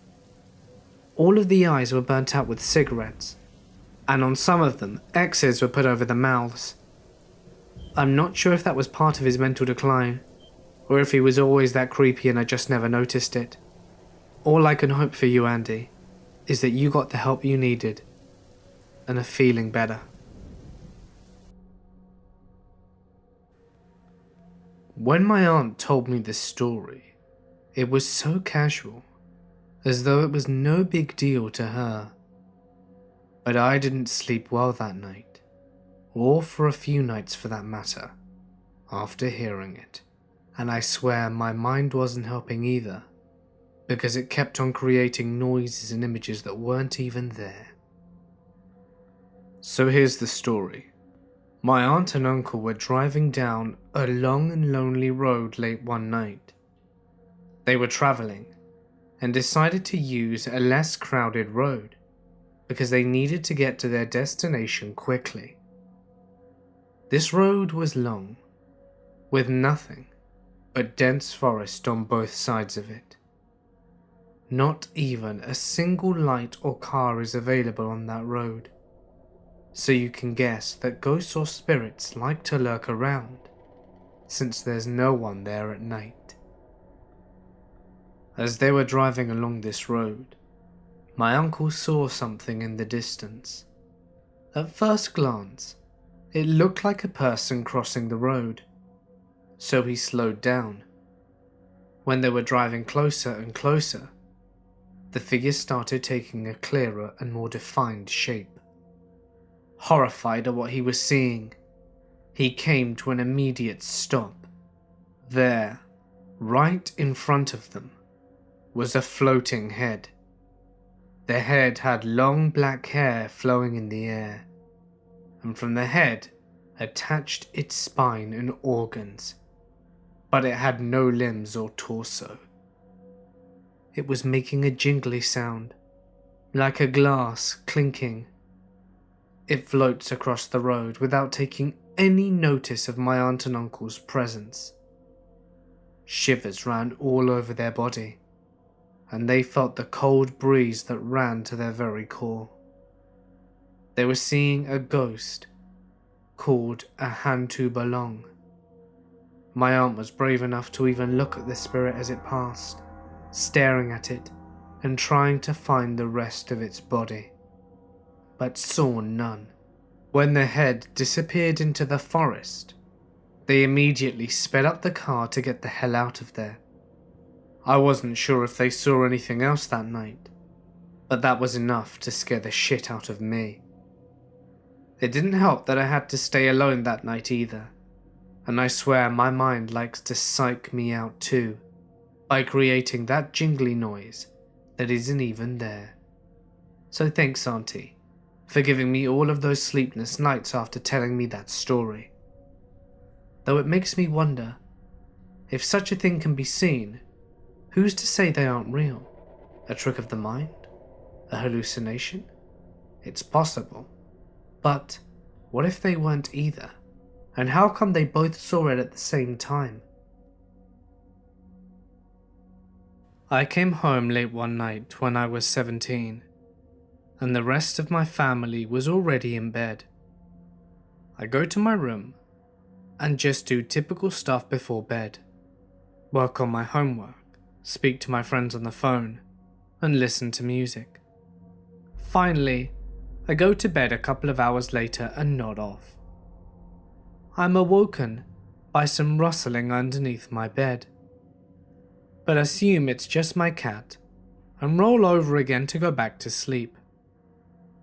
A short while after, I'm awoken again. I lay there perfectly still and quiet, and listened to the noise. This was when I realized that the noise was coming from an animal much larger than any damn cat. Since I lived near the woods, my imagination started running wild. Was it a rabid raccoon? A sinister skunk? A crazed coyote? It took me about 5 minutes to work up the courage to peek under the bed and try and figure out what I was dealing with. I slowly rolled over and glanced down through the small gap between my mattress and my bed frame and saw the scariest thing I've ever seen. It was a hair-covered arm of a man. My heart started racing, and I felt like either vomiting or pooping my pants. I knew I needed to run, but all I kept thinking of was that this diabolical murderer/rapist was going to slash my Achilles tendon as soon as I stood up, and my ankles were within reach. I finally gathered the courage to leap from the bed and make a dash towards the door. This was when I realized that it was actually possible to be so terrified that no noise came out of you when you scream. I made it to the door and was running from the stairs up to my parents' room when I was grabbed from behind and a hand clamped over my mouth. Long story short, once the guy started whispering for me to be quiet, I realized who it was. It was a guy I'd been on a few dates with.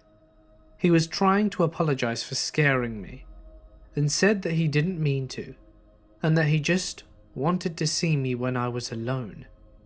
Hysterical me started crying and told him to get out of my house, and he had the nerve to ask me for a ride home. A couple of lessons were learned. My parents sleep like the dead and are not even woken up when their child is near murdered in the basement, and sneaking into a girl's house and hiding under a girl's bed is not an acceptable way to learn more about her. Also, I may be just too nice and understanding. I think I probably should have called the cops on this guy, but instead, I told him just to leave me alone and not talk to me anymore because my parents told me that he seemed like a nice boy who just made a bad judgment call. However, this incident still haunts me years later. It seemed really scary to me. I attend an extremely old college in Ireland. It was built in the 1700s as a seminary for Catholic priests during the collapse of the penal laws. It's now a generally secular institution, although it still has strong Catholic ties. I am a believer in God from a Catholic family, but I wouldn't call myself Catholic. The college accepts all denominations, nationalities, and sexual orientations, so it's generally a great community-driven place. I am a history student, and during a recent class, we were told that our college was the site of a massacre of Irish rebels during the 1798 rebellion at the hands of the British. Some died on the front steps and others inside.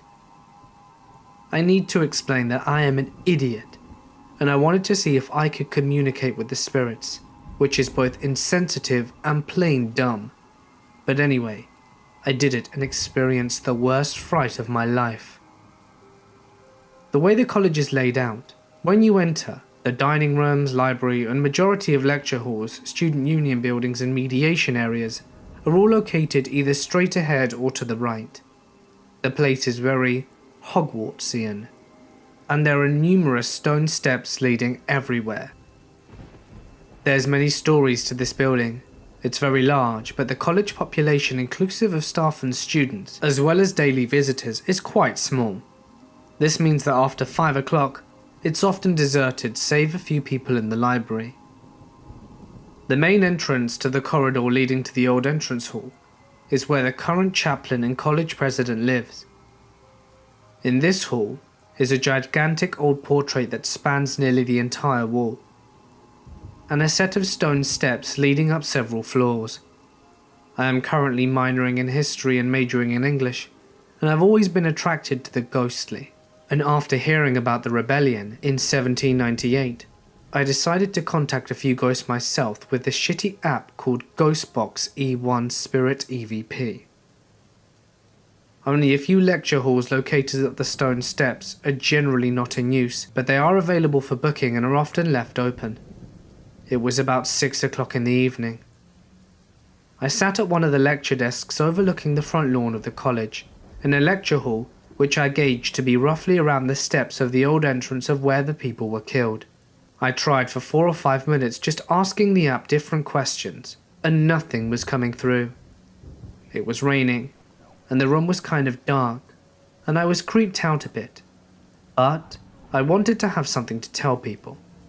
I was asking the usual, "Is anyone here?" etc., and eventually I got a very faint voice saying something. I listened again, and it said something along the lines of "Imithe dia" 3 or 4 times, and for anyone who doesn't speak Irish, "Imithe dia" means God is gone. I was creeped out. You have to remember that the priest would have been speaking Irish a lot at the time, but I hardly imagined them saying God is gone. I was packing up my bag out of fear when the door I had just come through opened by itself and slammed shut. I froze. I couldn't move, and my blood honestly felt like ice. All I could hear was the pitter-patter of rain in the distance. I stood beside the desk for a minute before I started leaving again. I made it through the door and out onto the landing and started walking down the stone steps. I was shaking with fear, mind and my vision all gone weirdly black with fright. When I was on the next landing down, ready to go onto the next stone steps, the door I had come through started violently banging over and over. There was a man screaming very, very loudly. The words were incoherent, but let me tell you, the scream was blood-curdling. My blood subsequently went cold, and I don't know exactly how to describe it, but the door, a massively heavy door, continued to slam until I reached the main entrance. I could hear it through the halls, and I was bawling crying at this point, and shaking so bad I could hardly walk. I ran out the doors and onto the street, and I went and bought a Pepsi and sat down until my bus arrived. I haven't been able to sleep ever since, not properly anyway. This was a week or 2 ago, towards the end of the college year, and the exams were over, so at least I didn't have those to worry about. I'm not really sure what I experienced. In truth, it has left me utterly terrified. I'm rueful that I ever tried getting involved with spirits in the first place. I hope I didn't disturb anything, and hope that we can both mutually be left in peace. My cousin was alone in the kitchen, washing the glasses after the guests had left. It was around 8 or 9 p.m. at the time. While she was washing, she heard some odd noises coming from outside. They sounded like a shriek. Since her family lives in a house by the mountains, with nothing but forests covering every inch of it, she shrugged it off as the sound of animals in the forest. But then she heard it again, a shriek, almost like a laughter, right before the sound of a tree rustling. Not long after, there was the sound of a firecracker exploding a couple of times. Just as soon as she heard the firecracker, she heard the sound of another awful shriek, followed by trees rustling again. She thought that it could be kids playing outside, so she just ignored it. A few minutes passed, and there was a knock on the door. The neighbors came over and told them to pray for protection that night.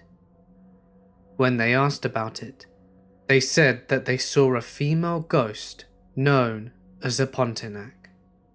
The neighbors said they heard noises coming from the coconut trees in their compound, and when they went to check it out, they saw the ghost clinging onto the tree, prying open a coconut.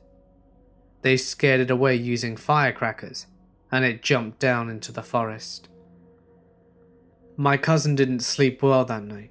She refused to sleep alone in her room, and slept with her sister for a few nights after that. Now, you may not know what a Pontianak is. They are basically a Southeast Asian version of vampires, only that this one doesn't suck blood, change into a bat, or sleep during the day. Instead, they would sometimes take the form of beautiful young women, and would always carry a single flower that would have a powerful and good smell. The reason why is because they themselves smelt like rotten meat. Their true forms are long black tangly hair with a large white cloth that drags on the ground as they walk. They are also extremely pale with red blood eyes and are said to laugh in a very high-pitched tone. It is said that the Pontianaks are spirits of pregnant women who died before they were able to give birth, which is why there are stories here of women who are about to give birth, seeing them lurk around, seeing them just a few days before going into labor. So, if you're going to give birth, be careful if you see a beautiful woman in old traditional clothing with a single flower in their hair. You may never know what they'll do to your baby. For what it's worth, I stayed the night with a friend during high school. Me, him, and another dude were drinking some beers in this house, and the house was getting ready to be demolished. The only items left in the house were OJ's whole bedroom. He grew up in the house and hated to leave, and wanted to make it to the last second. So we're all here drinking and bullshitting in his room. The TV was on, but we weren't paying it much attention. Anywho, we all decided to go to the living room and put a couple of sledgehammers through the walls for shits and giggles. We all walked out of the room, and the TV immediately turned off. I noticed it immediately and it spooked me, so I asked OJ about it. And he, without missing a beat, goes, "Oh yeah, that's just George." I look at him deadpan as hell. He didn't even try to explain. I asked him who in the ever-loving hell was George. Naturally, George is the man who built the original house and was driving his kids in his dump truck, and had the back end raised in such a fashion that they could stand really high in it. Well, long story short, they got decapitated on a railroad overpass, not but 200 yards from the house down the country road. So George hung himself in the attic. And not only did he hang himself, but the attic is only about 5 feet in height. So that dude put a rope around his neck and lifted his feet high enough, yada yada yada, you get the point. So he went on about the other shit that George and the kids would do around the house.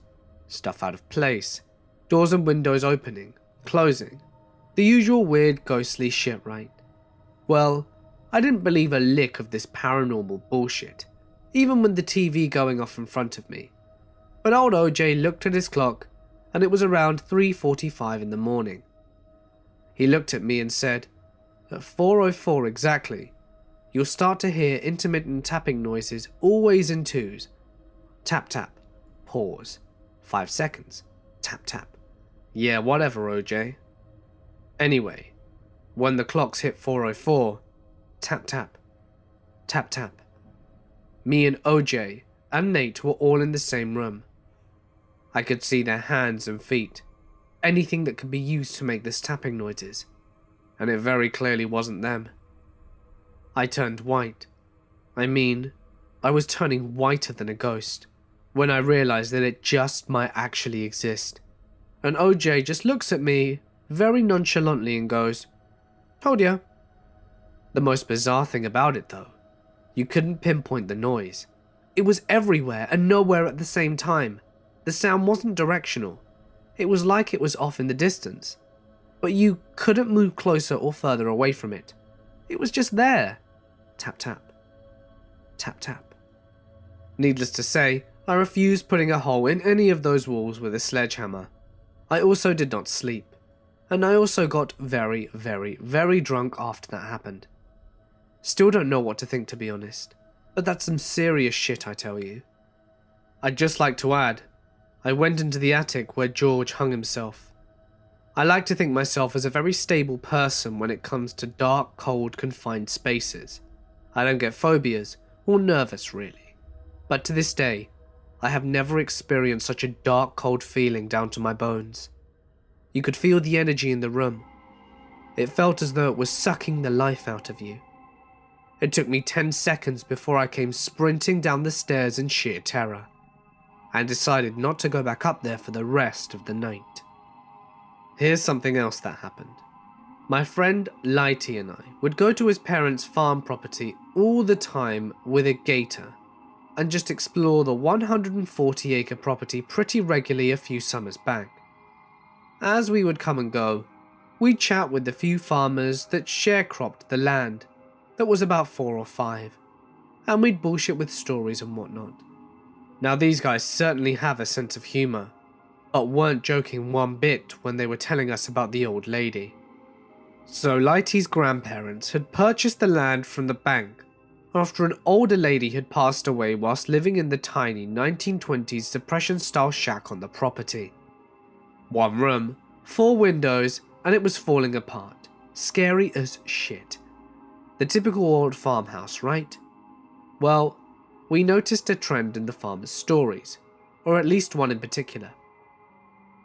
They all spoke of seeing a woman, an old woman, staring at them through the windows at times. Now, I live my life as the devil's advocate. Each farmer I ask the same question to. Which window? My thought is that they're all bullshitting. They'll name separate windows, right? Makes sense. Nope. Each had the same response. All of them. I was baffled. I should note that all of these farmers also don't know each other, all from different local neighbouring towns, but still were not in contact with each other. No corroboration. No slick, clever, let's try and scare the shit out of these kids type of scenario. No possibility of it being a lamp in the damn window. Can't be that easy. Still never stopped us from going out onto the damn property. I guess Sue never minded either.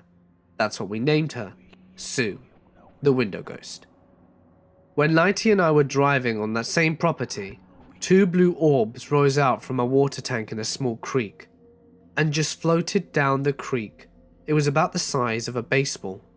Apparently Lighty's grandfather told stories of the same 2 blue orbs, as well as multiple people in that county. It was like some urban legend we'd not heard of until we were told by Lighty's father, who eventually filled us in. It apparently happens all over the place, but only in this county and in this creek. So bizarre. I lost my mind watching those orbs float into the air, travelling at the same speed as the water. I'll never forget it, and we never said another word during the incident. This guy I know was alerted that a couple of houses were being broken into in his area, and he decided to buy a gun, in case things were to escalate. He recently had a daughter and wanted to ensure his safety and theirs. A couple of weeks go by, and he's getting Chinese food on a Friday night, and as soon as he leaves, he sees this car tailing him. He decides it's nothing. Florida drivers are terrible, and keeps it moving. After multiple turns, he notices that the car was following him. Eventually this escalates to the car honking and flashing their lights, and at this point he is speeding, freaking out and worried. He gets to the house safely and runs inside with his baby and wife. He tells them to hide in the bathroom as he gets the gun out from under the bed. As he's locked the front door, he hears someone walking on the lawn slowly. The person knocks on the door, so he screams, "I have a gun and I've called the police, get off my property." A couple of moments go by, and he hears this frightened voice say, "Sir, you forgot your fried rice." Hey guys, it's Mort here, and thank you so much for listening. Wishing you all a very lovely Saturday night. I just wanted to apologize again for the glitch that happened the other day, and explain it a little. So what happened is that the video 2 days ago didn't publish properly. Next to no one got notified about it, and it appeared without a thumbnail, and wasn't visible on the video section of my channel. Only if you searched for it, which was extremely odd, did it appear. Of course, this meant that very few of you got to see it. So I ended up having to delete it as YouTube didn't help me fix the issue, and then I had to re-upload it. You know, when I tried contacting YouTube regarding the issue, they sent me this generic message saying that if I wanted my subscribers to see my videos, they had to click the little bell icon. I was just really disappointed that no one actually listened to what I had to say, or bothered investigating the issue further. But anyway, that was yesterday's video, and I just hope we don't have a repeat of that in future. But just in case we do, I'd really appreciate it if you could just hit the little bell thing, and that means you should be notified every time. Remember that most of the official Mortis Media merchandise will be disappearing in 4 days' time. So get in there quickly if there's something you've been wanting for a while. If you'd like me to read your story on my channel, feel free to send it to my email or share it to my Reddit, which is of course in the description. Please make sure to include as much punctuation and descriptive language as possible, as it maximizes the chances of it being read. And don't forget to check out my Instagram and Twitter. But anyway, for now guys, I'm going to sign off. Stay awesome, and I'll see you in the next one.